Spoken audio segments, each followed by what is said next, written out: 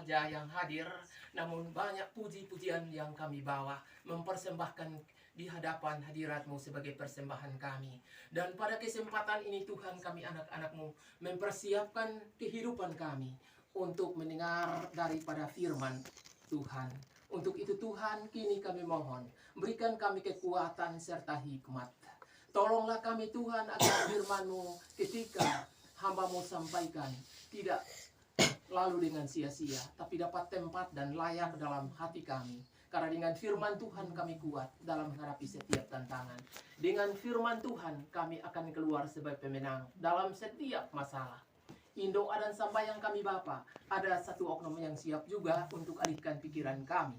Tuhan, jika ada oknum-oknum yang sudah siap untuk mengalihkan pikiran kami, Tuhan Yesus juga hadir dan singkirkan dengan kuasa-Mu. Kami mohon Roh Kudus bekerja dalam hati kami, sehingga ketika kami dengar firman-Mu, kami hayati dengan cara baik di dalam kehidupan kami. Hamba-Mu yang menyampaikan firman-Mu, Tuhan berikan hamba-Mu hikmat yang sederhana, sehingga dapat menyampaikan firman-Mu dengan cara teratur dan sesuai dengan apa yang Tuhan kehendaki.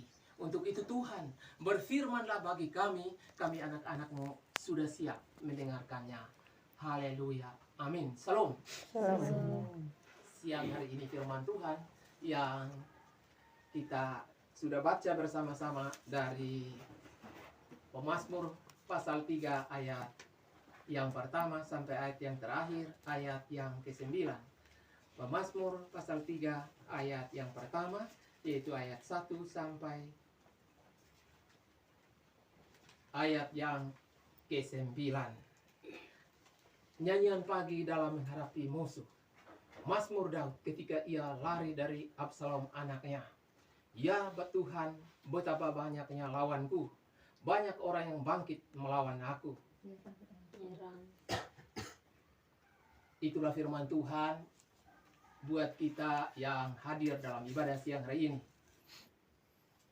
Kalau menurut firman siang hari ini, seorang raja, yaitu Daud sendiri raja, seorang pemimpin besar, pemimpin bangsa Israel, pemimpin orang Israel saat itu, namun dia juga hadapi banyak tantangan yang dikatakan musuh.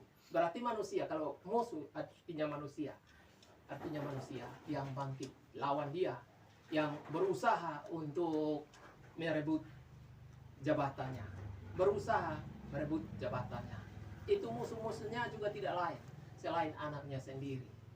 Anaknya sendiri kita lihat dalam pembacaannya, anaknya Absalom yang sendiri menjadi musuh ayahnya Daud. Bersama serombongan orang-orang tertentu yang akan setiap saat mereka bermufakat untuk lawan Daud. Namun seorang raja juga tidak mengandalkan kekuatannya sendiri atau semua perlengkapannya secara tombak dan sebagainya, pedang dan lain-lain. Dia hanya mengandalkan Tuhan Allahnya yang hidup. Sebab dia percaya jika Tuhan yang memanggil dia, Tuhan yang utus dia, Tuhan akan di pihak dia. Dan tentu Tuhan tidak akan membiarkan dia sendiri menghadapi musuh. Kita lihat pembacaannya, dia tidak mengandalkan manusia, tidak mengandalkan kekuatannya sendiri. Dan setiap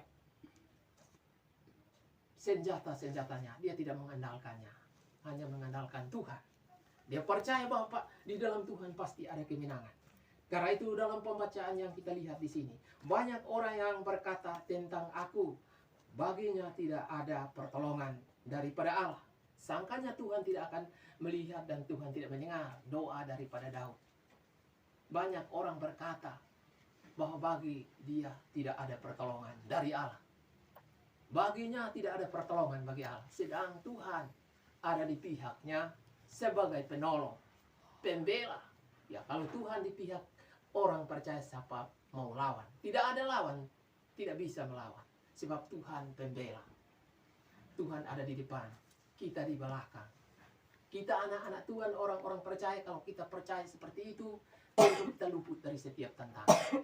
Kalau kita percaya, setiap kali kita berdoa, setiap kali kita puji Tuhan, setiap kali kita di gereja dengar firman Tuhan, dan di setiap tempat-tempat ibadah kita dengar firman Tuhan dan berdoa, percaya bahwa Tuhan ada bersama-sama dengan kita, tentu kita hadapi tantangan juga Tuhan ada tetap ada bagi kita sebagai pembela.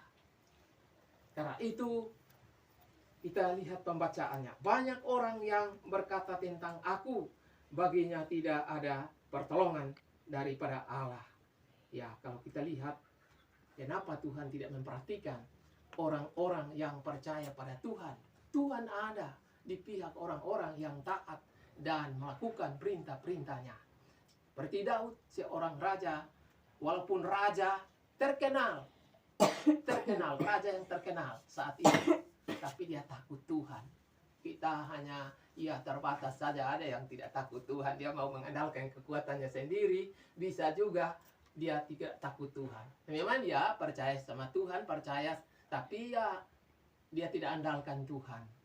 Kita melihat dalam pembacaan, Raja Daud andalkan Tuhan, bukan andalkan kekuatannya dan bukan dunia. Biar seorang pemimpin, dia tidak andalkan hikmat yang ada padanya juga, kekuatan yang ada padanya juga, tapi andalkan Tuhan. Ketika hadapi tantangan, musuh, dia memanggil Tuhan, berdoa dengan Tuhan. Ini kita melihat, ini pujian daripada Daud.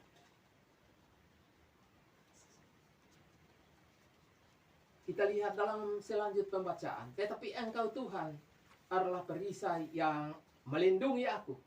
Engkaulah kemuliaanku dan yang mengangkat kepalaku.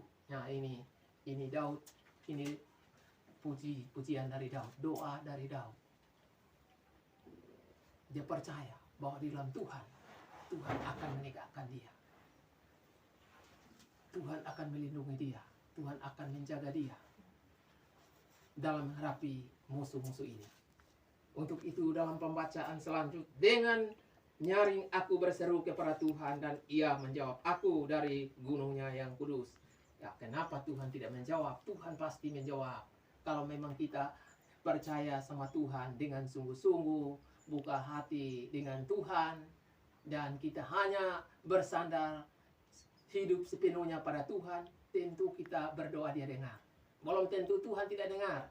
Apa perbuatan yang tidak baik, orang omong hal-hal yang tidak baik, sudah tercatat bahwa itu salah, itu dosa. Lagi kita berdoa dengan Tuhan, omong dengan Tuhan, apa Tuhan tidak dengar? Tuhan dengar, tapi salah gunakan hidup dalam percaya dengan sungguh-sungguh pada Tuhan. Kadangnya karena kita tidak lihat Tuhan, maka kita tidak percaya dengan sungguh-sungguh. Itu kebanyakan orang begitu. Karena tidak lihat dengan mata, itu seperti Thomas sudah tidak lihat dengan mata, maka tidak percaya. Tidak percaya. Walaupun berdoa bagaimanapun tidak percaya. Karena tidak lihat Tuhan, tidak percaya. Ini kita sendiri, anak-anak Tuhan. Anak-anak Tuhan, jemaat Tuhan, hamba Tuhan, yang memang keadaannya mendua, tidak percaya karena tidak lihat Tuhan. Lagi tidak lihat kuasa Tuhan. Sebenarnya bukan begitu. Tuhan yang kita tidak lihat, pernahkah dia berjanji? Bagi yang tidak melihat juga yang percaya. Sudah percaya. Ya, kalau waktu itu dan Thomas itu ya karena engkau lihat maka engkau percaya. Tapi berbahagia juga bagi mereka yang tidak lihat tapi percaya. Itu Yesus sendiri berbicara seperti itu. Itu pesan dari Yesus. Nah, kita tidak lihat toh, tapi kita percaya. Nah, di mana iman percaya kita sehingga kita tidak pegang teguh, kita tidak kuat dalam menghadapi tantangan, sedangkan Tuhan selalu ada.